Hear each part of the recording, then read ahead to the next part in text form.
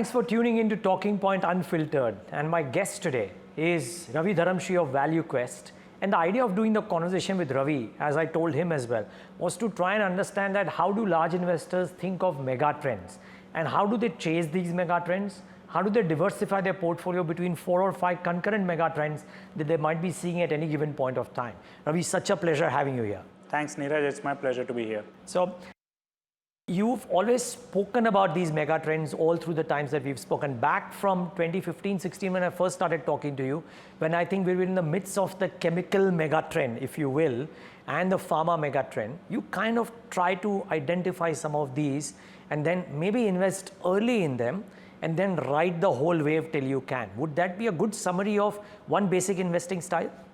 So let me try and explain a bit with a little bit more nuance and a little bit more in detail. See, in any particular industry, there are phases, right? You have a tough phase, struggle phase, then you hit that inflection point, you have the great growth phase, and then you reach a kind of a plateau, then again you have a growth phase. Idea for us is to identify which that growth phase is. You know, everybody can name a lot of mega trends today, but even within a mega trend, you make money only when you are invested in that particular growth phase. And for that, you need to be very clear in your mind what stage that particular mega trend is. And there are markers that we keep track of, whether it is the technology curve, the cost curve, behavioral shifts, regulatory shifts, capital flow, talent flow. All these things tell us which way the wind is blowing, how strong that wind is the mass adoption reached that kind of an inflection phase? Are we going to see a J-curve kind of a growth phase? If yes, then that is the phase in which the maximum value creation tends to happen. And that is what we want to capitalize on. A mega trend can last 20 years, 30 years, 50 years, but the phase of making money might not last that long. That might be a 5, 7, 10-year phase. And that is what we want to capitalize on. I hope that's a small nuance that I had about investing in megatrends. No, it is a good one, but just trying to probe that a bit. So this would be different for different industries, right? The growth phase, if you will, because I read a chart in your presentation that there is a start phase, a growth phase, and a scale phase, if I'm not wrong. So for every industry, its growth phase would be different. Absolutely. In terms of the timing. Oh yeah, for sure. In terms of the timing, in terms of the duration, in terms of what kind of delta we can see, how much of that value can actually be captured by the participant, everything differs from one trend to another, one industry to another industry. And one trend can spawn many sectors also. It is not restricted to one sector. And for example, we have spoken a lot about energy transition, but it is actually a trend that encompasses 15, 20 different sectors. It is not restricted only to solar. Solar might be the biggest, but there is power transmission, there is biofuels, there is nuclear, there is hydrogen. So many other sectors are also part of the energy transition, and not every sector hits that inflection point at the same time. Solar probably has hit that inflection point 3, 4, 5 years back. Nuclear is probably some time away in terms of hitting that inflection point. So you need to be able to identify that inflection point within a mega trend to be able to ride that extraordinary growth phase where the value creation tends to happen. What are the markers for this growth phase? I mean, are there common markers which people can take kind of? No, so let's go one by one. I already mentioned them, but let's say technology curve. So for example, lithium-ion battery technology has hit that inflection point 3-4 years back, and it is expanding it is getting adopted very, very quickly. However, there is a competing technology called sodium-ion technology. Now, the problem with lithium is that lithium is short in supply, and we might not have it in our country. So then you might still end up being facing the same problems that you face with fossil fuels, that you are at the mercy of some other nations whether they will supply or not, like it is happening in the case of rare earth elements right now.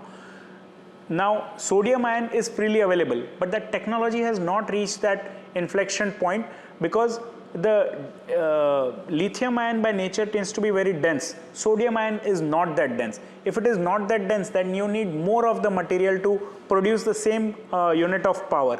And for that, that means maybe the size of the battery expands. So if that is the case, then the applications will be different. It might not be applicable in a transportation kind of a thing, but more stationary kind of application might be there for sodium ion. So where are we on the technology curve? Then where are we on the cost curve? It is not only about technology. Nuclear might be a mature technology, or solar, for example, is a 70-year-old technology, but it hit that cost inflection point few years back when China mass adopted it. And once China mass adopted it, the prices crashed. And when prices crashed, that's when the mass adoption everywhere else in the world has begun. So along with the technology, you need to hit that point in cost also. Then regulatory tailwinds need to be in favor. Governments need to be supporting that, no, we are going to adopt this particular technology and we are going to incentivize the user industry to deploy that. Then you need to see the money flowing in, that people deploying the money need to be able to see the IRRs. And if they can see IRR, that's when the money will flow into it. And that's how everybody will plan their capex and their capacities according to the opportunity. So a confluence of a lot of things need to happen for you to say that this particular technology has reached the takeoff stage and now money can be deployed. From a primarily a listed market investor's point of view, investing in something that is 10, 20 years out is not a prerogative. We don't invest in something that is loss making or not reach that kind of an inflection point. So we have a very time limited view of these trends.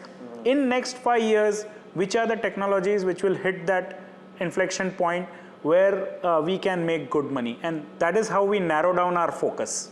Got it. Okay. So so okay, let me so by the way, viewers, we've done a very exhaustive conversation with Ravi and his colleagues on the energy transition piece. So I'm not going to spend so much time on this episode talking about energy transition as much as I thought we'll talk about two other themes and two other mega trends and try and take Ravi's understanding of those mega trends and want to understand whether the technology markers or other markers, if permissible in these industries, how do they suit or how do they fit in? So let's talk about financials and a particular subset of financials, Ravi. You've been selectively constructive in that bucket. 2025 has marked a new Reserve Bank of India and people are very constructive on NBFCs. But I remember a conversation with you wherein you spoke about how the non-lending financials and particularly the capital marketplace is a mega trend that people should have caught ideally early, but maybe right now, is it too late to latch onto it or is it still in the early cycles? So definitely we are not at the beginning of it, but at the same time I don't think we are at the end of it also. I think this particular trend has a long way to run and we will see a lot many more players emerging out of here, and case in point, my own firm, which is an AMC, right? We might see a lot of AMCs. We are witnessing one of the first private equity, pure play private equity player filing for DRHP, and they might get listed. Tomorrow there will be other alternate asset managers that will also get listed. And I think this is still the beginning of the trend. But let me dial back. What are the drivers of this trend? Number one, India is getting formalized. India used to have a huge informal economy. With the advent of GST, with the informal sources becoming less and less because we are going towards cashless, less cash economy, let me put it that way. So the avenues for the cash deployment are going down and down, and that means you have to go through the formal channels in terms of borrowing or lending or doing any kind of business transaction. So formalization is underway. Second trend is the financialization is underway. And when I say financialization, essentially India used to be a 35% savings economy. We have dropped to being a 25% savings. 25% of the GDP is what we save, but 25% is also a huge number when you put it in context with some of the developed nations. They barely save. So of that 25% bucket, large part of it used to go towards real estate, gold, nothing against that. But as you create more and more wealth, it's only so much real estate that you can handle and it's only so much gold that you can have. All these, the billionaires and the wealth family offices that have come up in the last 5 years, they are not incrementally going to buy more and more real estate or more and more of gold.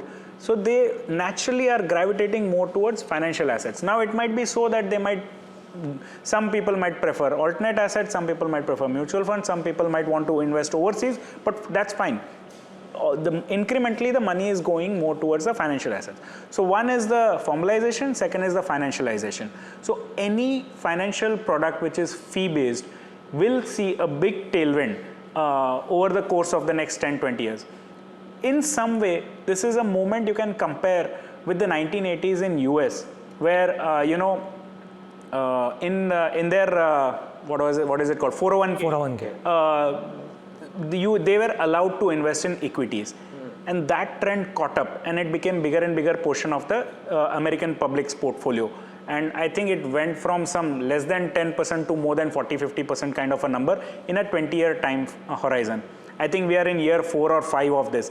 The way we have seen the money come into equities, and particularly in SIPs and mutual fund, is, I believe, a beginning of a trend. For a long period, since say 2008 till 2020, almost a 12-13 year period, we did not see that pie grow at all. Markets were more driven by foreign flows rather than by domestic flows.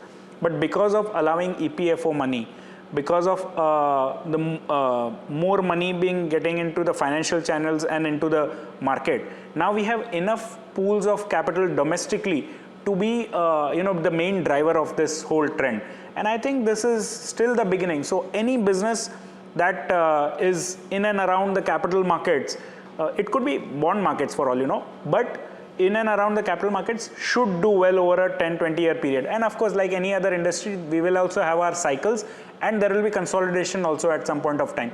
Right now it is all very fragmented because the numbers are large.